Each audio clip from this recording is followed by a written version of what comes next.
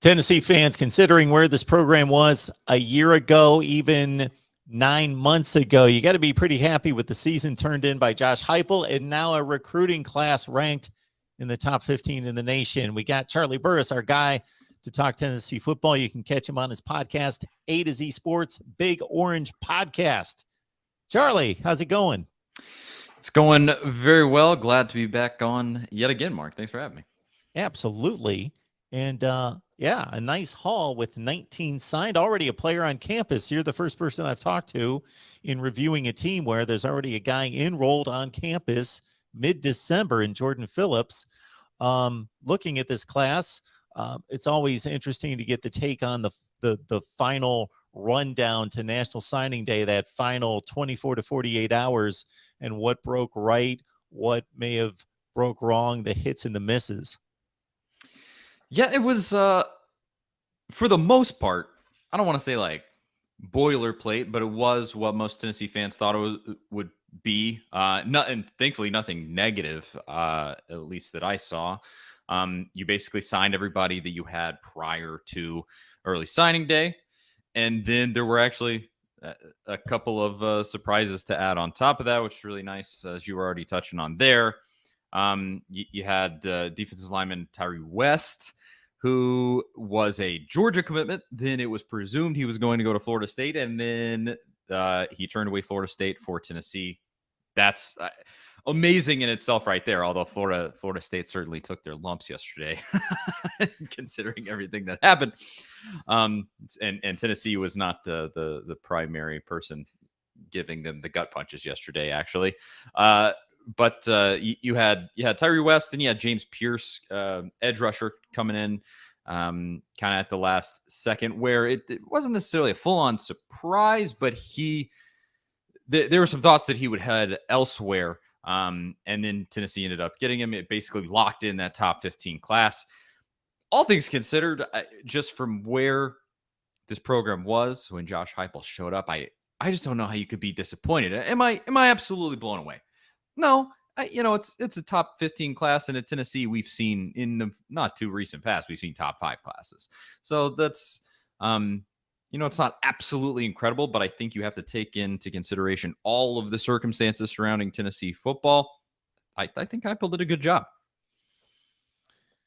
Texas, California, Florida have traditionally been the 3 richest talent states. Georgia is ascending quickly and by some accounts has overtaken California. And I see where 5 of the top 7 players on the board for Tennessee come from just south.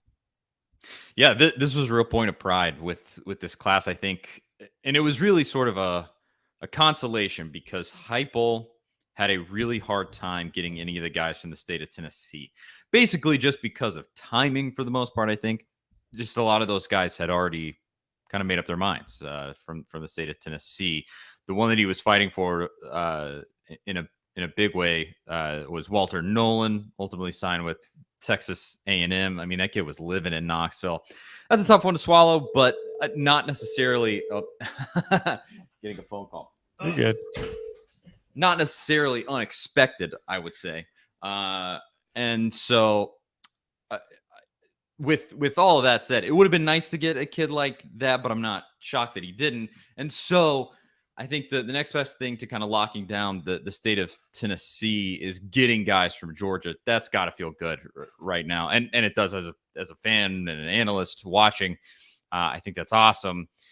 But I think it's going to take time to get back into the state of Tennessee. So supposedly the story around that kind of is that Jeremy Pruitt really burned a lot of bridges there in a pretty bad way. And so it might take Heupel a decent amount of time to build all of that back and be able to get Tennessee back in the door in some of these places.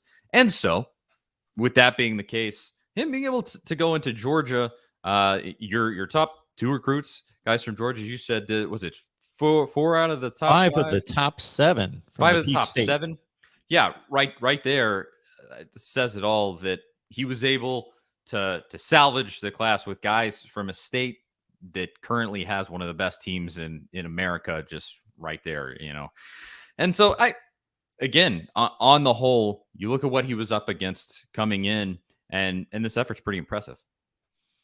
Got Charlie Burris on the line. You can catch him on his podcast, A to Z Sports, Big Orange Podcast. And of course, follow on Twitter as well, as Tennessee brings in the top 15 class number 6 in the SEC, according to the 247 Sports rankings. This next question certainly would fall into the category of you just go to the top of the board and see who the best players are in terms of recruiting ranking, at least talent evaluation to answer this question. But just based on your own reading and research, huddle tapes you've watched, whatever your resources are, some guys that you'd like to highlight that may not necessarily be at the top of the board that you find as pretty intriguing prospects. It's a great question. The obvious ones are the guys that were the hallmarks in this class, those being Tyree West, as we already mentioned, Taven Jackson, quarterback out of Indiana, 4-star guy who I think fits incredibly into Heupel's system. And you just watch that tape and you compare it to what Heupel was running this year with Hendon Hooker. I think he slots right in really nicely, and that's great. Those are the really notable guys. Another one being Justin Williams, running back that Tennessee. They had to fight off Auburn right at the end. Auburn made a really strong push for that kid, and ultimately Heupel locked him down. He looks great on film, and that's a position where it sounds strange because Tennessee was pretty strong running the ball this year, but they're losing Tyon Evans, who was kind of their star back, and so I think you need more guys like this. And he fits in really nicely. But down the list, I mean, I just look at some of these guys that you might not hear a lot about. Like this one, I think, is notable, if for nothing else, that his nickname, Marquarius White, but he goes by Squirrel White. And I like a guy like that. He's kind of buried down in the class, if that's the way that you want to say it. But I think that he is a guy that could just kind of pop up and really be a great asset in the Tennessee offense, just because Heupel spreads the ball out so much on offense. He just goes to 15 different options. And so you could get a guy like that who can come in and probably contribute immediately. You had young guys contributing this season, and your Velus Jones is moving on. And a couple of other guys are too. So you got opportunities right there. And some of these young guys like this, per se, they step up in camp.